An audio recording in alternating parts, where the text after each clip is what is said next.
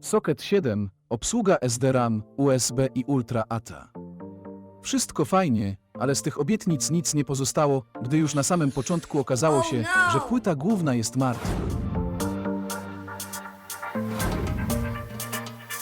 Po sprawdzeniu okazało się, że uszkodzona jest kość BIOS.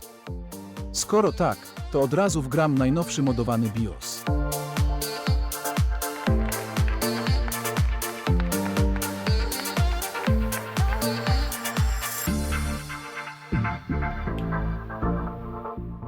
Sukces, płyta główna uruchamia się.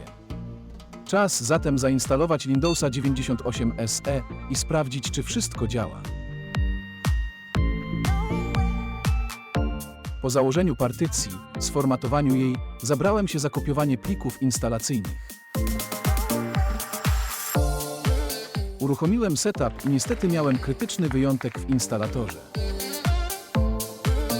Po kolejnym restarcie udało się uruchomić instalację. Przebiegła ona już bez żadnych przygód. Płyta główna to Shuttlecock 569. Jest to płyta formatu AT oparta o chipset Intela 430TX. Obsługuje pamięci EDO i SD-RAM. Specyfikacja Ultra DM to kolejny atut chipsetu TX, oferująca teoretyczne prędkości transferu sięgające 33 MB na sekundę, niemal równoważne wydajności Ultra Wide SCSI 3, choć nie jest to często osiągalne w rzeczywistych zastosowaniach. Mimo wielu plusów, płyta ta nie ma niestety slotu AGP. Nie chcę też działać z nią moja najmocniejsza karta PCI, jaką posiadam, czyli Diamond Viper 330.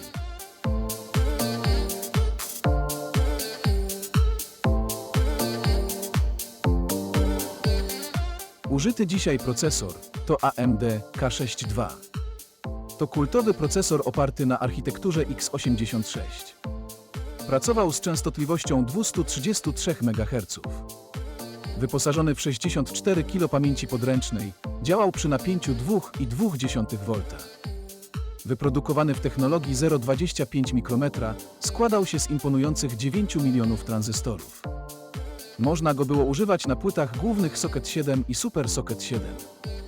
K6 II miał być konkurencją dla droższego Pentium II od Intela. Oba procesory oferowały podobne osiągi. K6 wykazywał nieco lepszą wydajność w codziennych operacjach komputerowych, podczas gdy Pentium II przewyższał go w zadaniach związanych z liczbami zmiennoprzecinkowymi.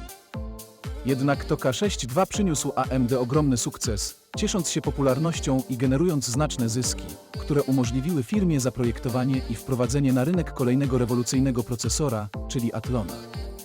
Co wyróżniało K6 II, to bycie pionierem w obsłudze operacji zmiennoprzecinkowych, znanych jako 3D Now, co znacząco usprawniło i przyspieszyło działanie aplikacji związanych z grafiką trójwymiarową. To właśnie dzięki innowacjom w K6 II firma AMD zdobyła swoje miejsce na mapie procesorów komputerowych. Z tego okresu pochodzi ten piękny wygaszacz ekranu.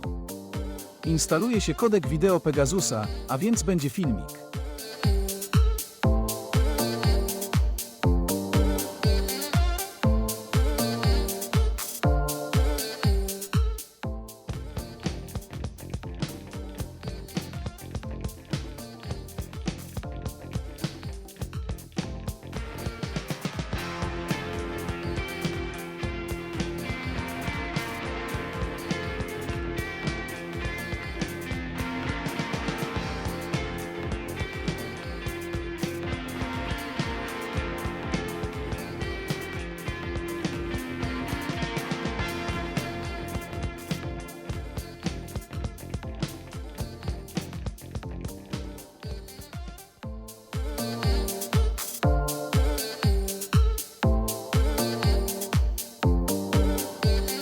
Odkryj przeszłość internetu z ProtoWeb. Czy kiedykolwiek zastanawiałeś się, jak wyglądały strony internetowe we wczesnych dniach internetu? Teraz masz szansę cofnąć się w czasie i zanurzyć się w dawne czasy dzięki ProtoWeb, bezpłatnej usłudze, która gromadzi historyczne witryny internetowe. Zapomnij na chwilę o współczesnych stronach pełnych interaktywności i efektów wizualnych. ProtoWeb przeniesie cię z powrotem do momentu, gdy internet dopiero zaczynał swoją podróż. Przejrzyj setki witryn z dawnych lat pobaw się klasycznymi grami, przypomnij sobie, jak wyglądał pierwszy design stron i zobacz, jakie zasoby były dostępne dla użytkowników tamtych czasów. Co wyróżnia ProtoWeb? Jest społecznościowym projektem, tworzonym przez pasjonatów i wolontariuszy, którzy oddają się misji przywracania i odtwarzania ducha tamtego internetu. ProtoWeb to podróż w czasie, która umożliwia zrozumienie, jak dynamicznie rozwijał się internet i jakie korzenie ma dzisiejsza sieć. Przeżyj nostalgiczne chwile z ProtoWeb. Zanurz się w wirtualnej przeszłości, eksplorując strony, które stanowiły fundament naszej online'owej rzeczywistości.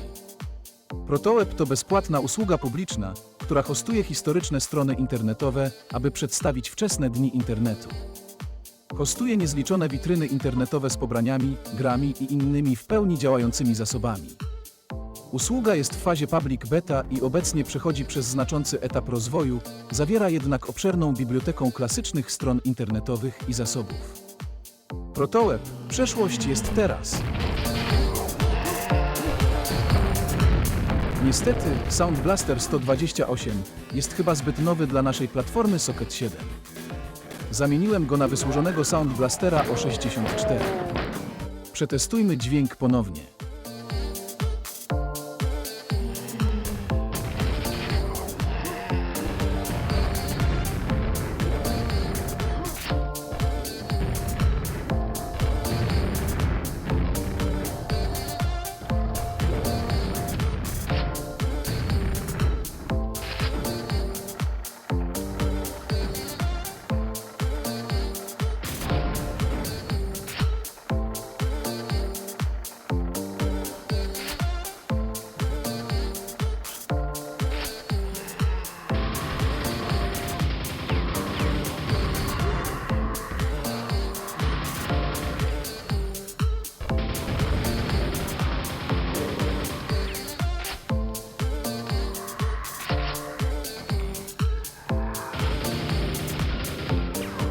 W dzisiejszej Retro Odysei przez komputerową przeszłość poznaliśmy fochy starej płyty pod Socket 7. Oparta na chipsecie Intela, to jest hardkorowy old school i do tego to szalone Ultra DMA? To jest coś. Prędkości transferu aż 33 MB na sekundę. Czyż to nie jest niesamowite? No, może trochę nierealne w codziennym użyciu, ale hej, marzenia są ważne.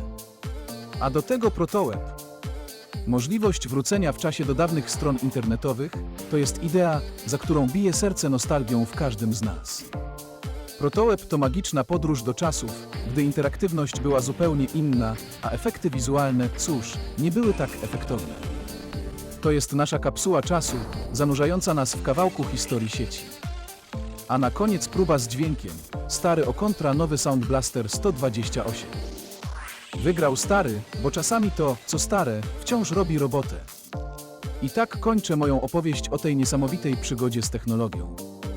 Było emocjonująco, zaskakująco i nostalgicznie. Komputery to nasza przeszłość, teraźniejszość i przyszłość to jest to, co nas łączy. Dzięki za oglądanie, do następnego razu.